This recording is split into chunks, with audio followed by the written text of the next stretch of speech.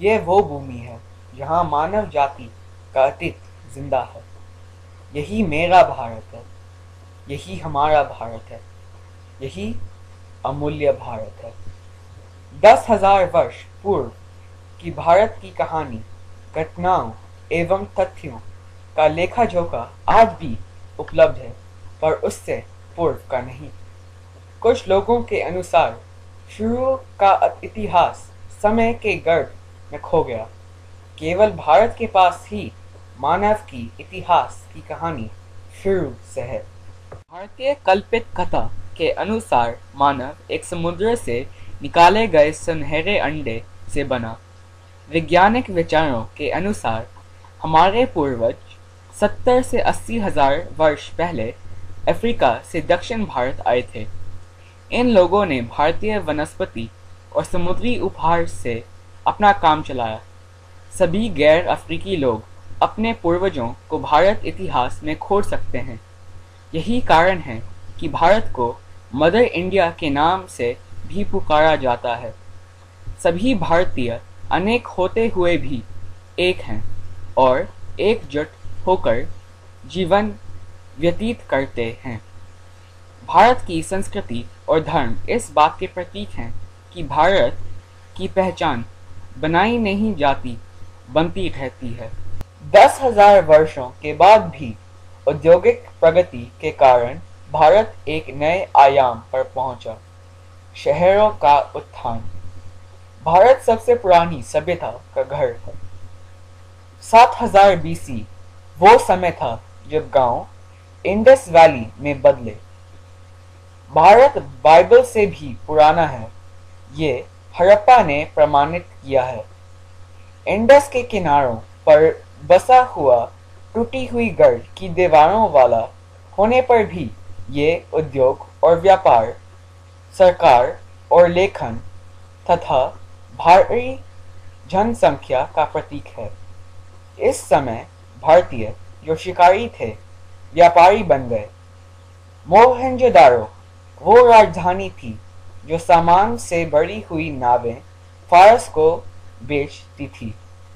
हिमालय से अरब सागर तक फैली हुई सिंधु घाटी की सभ्यता प्राचीन दुनिया की सबसे बड़ी सभ्यता थी। किसी कारणवश भारत ने अपना व्यापार छोड़ा और वापस भूमि के सहारे जीने लगे। लेकिन क्यों? इससे पहले भारत एक टीथस नामक समुद्र में एक टापू था।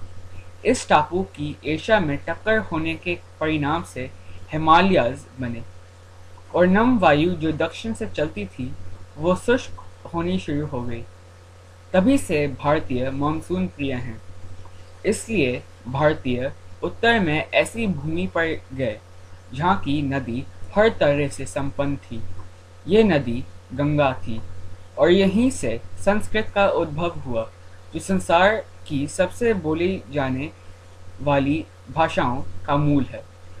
ऋग्वेद में सबसे पहली लिखी गई संस्कृत पाई जाती है, जो हमें उन जातियों के बारे में बताती है जिन्होंने जंगलों को जलाकर नई भूमि को पाया।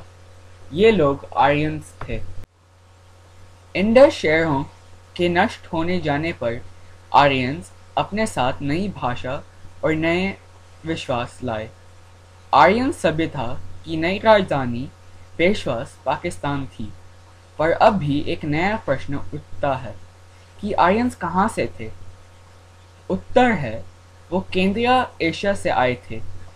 इंडो आर्यन वैदिक समय में स्थापित हुए, जिन्होंने 1500 से 500 बीसी में हिंदुत्व की नींव डाली। इंडो आर्यन सोसाइटी का निर्माण जाति विश्वास के आधार पर हुआ।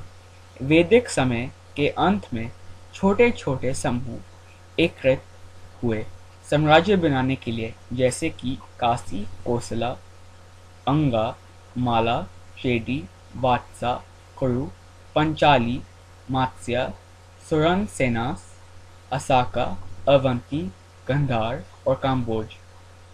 ये माना जाता है कि 537 बीसीई में सिद्धार्थ गौतम को जागृति हुई और वे बुद्धा हुए, जिन्होंने अपने विचारों को केंद्रीय एशिया, पूर्वी एशिया, दक्षिण पूर्व एशिया में फैलाया। BC 520 में ज़्यादातर महाद्वीप फारसी एक्मेनिड के नीचे डेरियस द ग्रेट के द्वारा लाए गए।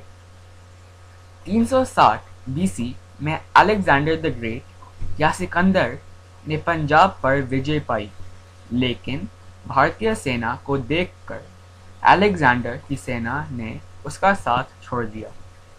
लेकिन भारी हमलों के प्रभाव के कारण सरकार में बदलाव आया और भारतीय और फारसी धर्म ने मिलकर ग्रेको बुद्धिज्म या महायाना बुद्धिज्म धर्म बनाया। अगला शासन मौर्य शासन हुआ, जिसे चंद्रगुप्त ने बनाया, जो अब बिहार है। ये अशोक द ग्रेट के शासन में पूर्ण रूप से पनपा। इस समय के तुरंत बाद भारतीय सभ्यता ईरानी सभ्यता में समाई। इस सभ्यता को इंडो रोमानी कहते हैं। जब मौर्य शासन का पतन हुआ तो कुशन साम्राज्य उद्भव हुआ। कुशन साम्राज्य अफगानिस्तान से बंगाल की खाड़ी तक फैला। इस साम्राज्य का अंतिम सम्राट वासुदेव था। ऑस्टस के साम्राज्य में रोमन्स ने इजिप्ट पर विजय पाई और वहां से उन्हें भारतीय सामान के बारे में पता चला। रोम भारतीय सामान पर इतना निर्भर था कि भारत हर साल 10 करोड़ स्वर्ण मुद्राएं रोम से प्राप्त करता था। वहां से भारत को जो स्वर्ण मुद्राएं प्राप्त हुई, उससे भारत ने अपनी स्वर्ण मुद्राएं बनाने का व्यापार शुरू किया। इसके बाद भारत में गुप्त शासन आया, जिसको भारत में गोल्डन एज या सुनहरा युग के नाम से बुलाया जाता है। गुप्त शासन काल में वैज्ञानिक, तकनीकी, इंजीनियरिंग, आर्ट, भाषा, तर्क, गणित, खगोल विज्ञान, धर्म और दर्शन के क्षेत्र में बहुत तरक्की हुई।